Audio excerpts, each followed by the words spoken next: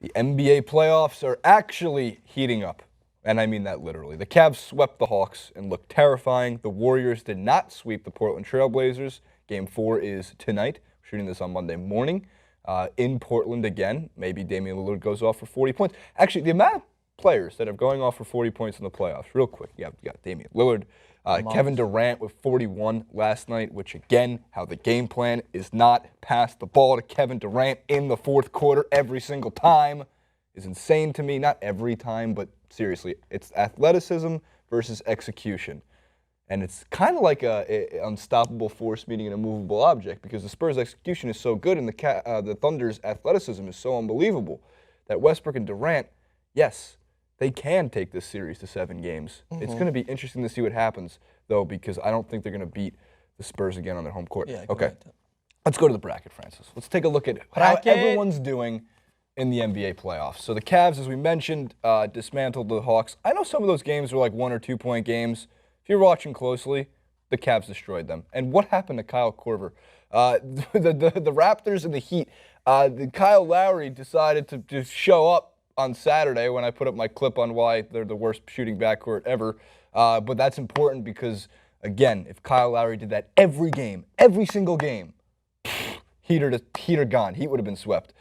Spurs and Thunder, we mentioned 2-2, and the Warriors and the Blazers at 2-1. Francis, thoughts overall?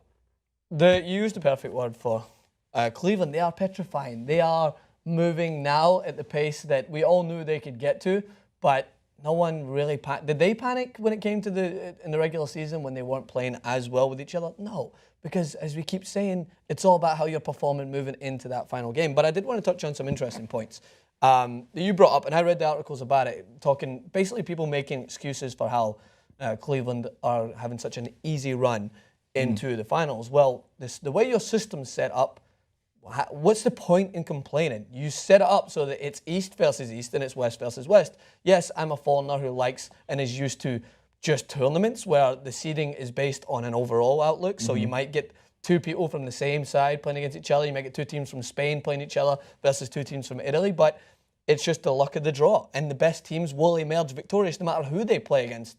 So that's why I just don't get the complaints. Like, the way your system is set up, you set up that system, so there's no right to complain. I think last season it was more evident that Cleveland had an easier run to the finals. I didn't think any team was on par with them. This season, Atlanta have looked good. The Cleveland Cavaliers are just much better. Do you think the Rockets wouldn't even get by the first round in the East if they come up against a tough opponent? They're not. It's not like the West is so stacked that it's unfair to say that any of the other teams wouldn't be able to put up a good run. So it's the way your system has worked here, the way it's the East versus the East and the West versus the West.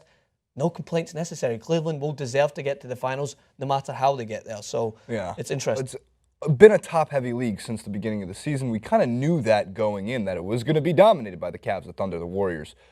We didn't think the Warriors would be this good.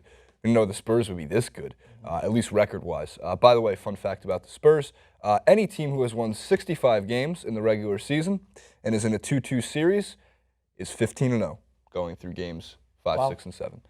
Usually those games don't even make it to 7. So the Spurs kind of have the advantage with history on their side. But again, that might be the most watchable series we have right now. Undoubtedly.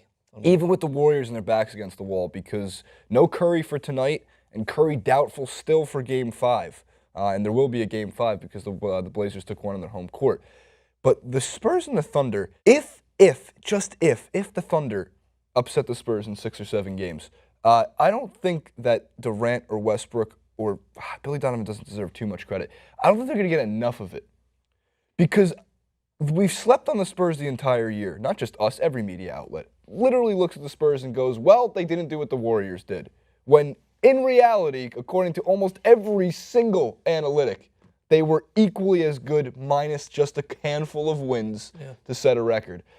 So keep your eye on Durant and Westbrook because, again, come Game 6, depending on where they are at the series, that will very well be Kevin Durant's last game in Oklahoma City. And that's going to be a fun scene to see. And the fans were great towards him. Absolutely awesome as they rally around that team for one last time because they might be atrocious for a few years without those guys. But I want to go back to the Steph Curry real quick because he won his back-to-back MVP awards, which has only been done by 2 other point guards. Irvin Magic Johnson and Steve Nash, although Steve Nash deserved one of them, but whatever. It's in the history books. It's fine. Enough with the Warriors being lucky, to play off your point on the Cavs being lucky, with this Eastern Conference being garbage and this Western Conference being the holier-than-thou greatest thing that's ever been given to us. No, the Hawks and the Rockets are both teams that pretty much wash each other out. I'm going to say the Hawks are better than the Rockets. Mm-hmm. The Cavs made a mockery of Atlanta. In Atlanta, too. They are playing like the Warriors are playing in the beginning of the season. Do you know how much fun the Warriors were having when they were beating teams, when it was midway through the third quarter and the score was 88-44? That's a real score. It came against the Pistons. Okay? Do you remember how much fun they were having knocking down 3 after 3 after 3? And this isn't just J.R. Smith getting hot from 3. This is Kevin Love dominating mismatches and popping out to the three-point line. This is Kyrie Irving being a scorer. I would absolutely fear the Cavaliers, more so right now than I would fear the Spurs or I'd feel the Thunder. Because, again, experience-wise, top to bottom, experience-wise, top to bottom, the Spurs have the most experience because Tim Duncan has played in 249 postseason games. So when you compare it to that, it's not exactly as fair. But enough with the luckiness, because if you're going to really tell me that the Warriors are a lucky basketball team, that they didn't have to face the Los Angeles Clippers without Chris Paul, because they didn't have Chris Paul and Blake Griffin, and that they didn't have to face the top-tier talent, they lost their MVP. Take LeBron off the Cavs. You're done. Not a chance. Kyrie and Kevin Love can only take you so far. Take Kawhi off the San Antonio Spurs. I know LaMarcus at the moment. LaMarcus at the moment for scoring. I think Kawhi has a bigger impact on both ends of the floor, and that's why it would be such a devastating blow. You take Steph Curry off the Warriors, you lost your MVP. You lost the best player in the league right now. And they're still finding ways to win the series. They're still finding ways to win on their home court.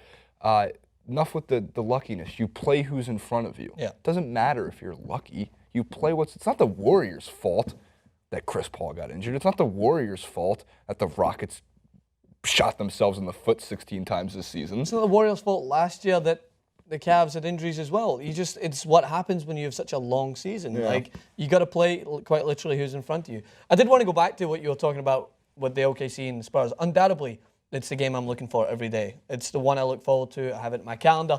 And it's so refreshing to see Kevin Durant be given those opportunities in the fourth quarter. Like, I think he's leading on average points per game at the moment out of both teams. I think LaMarcus is 22. I think he is 26.8, if I am right. I think so. And it's because he's given those opportunities. And you said there as well, athleticism of Russell Westbrook is mind-numbing at times. He is fantastic at driving to the basketball hoop. And he's fantastic at taking, I would say, hard shots and making them look easy. But it almost seems like they've finally realized that when we draw up plays, that people still expect Russell Westbrook to take that shot. And what happens if you get him looking to utilize his other players and utilize Kevin Durant more so, is you find that Kevin Durant is far more reliable in those situations. Yeah. I know that seems like, that's obvious, no doubt, Kevin Durant. But it's not that obvious to the OKC because they've been doing it throughout this season where Russell Westbrook coming down, even just at the end of the half, you still always give the ball to Russell Westbrook and you wait for him to try and take a shot. And most of the time, Russell Westbrook is reliable in those situations. But when it comes to a series against such a dominant team and against a consistent team, there's no other player I want the ball going to. Whether the opponent knows it's coming or not, just give it to Kevin Durant, because I feel like no matter what, he's going to have a better shot selection. He's going to give you a better chance of converting, and it seems like that's more evident now, especially in the fourth quarter, and that's why I think they're thriving. I mean, you can make the argument. There's a great argument that who you want to take the last shot in a basketball game, given the NBA players that are available right now. You can make the argument that over Steph, probably definitely over LeBron at times, even though he was clutch, I'd give the ball to Damian Lillard or Kevin Durant. Yeah. They want that shot. It's what Kobe preached. You need to want that shot. You need to take that shot. Mm-hmm. And that's what comes down to. Russell Westbrook hasn't proven that just yet. Kevin Durant has done it for the past 7-8 years. Lastly, Dwayne Wade, shoot around, missed the first 8 seconds of O Canada, which, yes, is a disrespectful act. Does not make Dwayne Wade a disrespectful person altogether. Shooters, and in general, almost every NBA player, and this transcends to all sports, have what they call their routines, their pregame routine. And in Dwayne Wade's head, he is not allowed to stop or end his pregame routine on a missed shot. every single game, day after day, since he came into the league, since he played at Marquette, his idiosyncratic motions that he has to go through. Oh, Canada started. 8 seconds into it, he hit his last shot, and then he stood by the foul line and put his arms behind his back and gave the respect to it. Canada's pissed at him. They have the right to be pissed. Dwayne Wade's response was, well, if you think Dwayne Wade's disrespectful, you don't know Dwayne Wade. Okay. You don't need to be cryptic. A simple, my bad, I have my routine, I needed to finish it, I'm sorry, I won't do it again, would have sufficed. So disrespectful act, not disrespectful person. Canada, don't be that man, but if it gives you more fuel to just want your team to beat the Heat, by all means, take it. All right, comment below with what you think about Curry winning the MVP, the Thunder and the Spurs being 2-2, the Cavs destroying the Hawks, the Toronto Raptors and Miami Heat being 2-1, and the Blazers Warriors at 2-1. Will be 2 games tonight. We'll be back later this week with more NBA playoffs. Comment below, like, favorite, subscribe at Francis_Maxwell, at JasonRubin91, at TYT Sports, Facebook.com/TYT Sports. We're also unwatchable. Wow.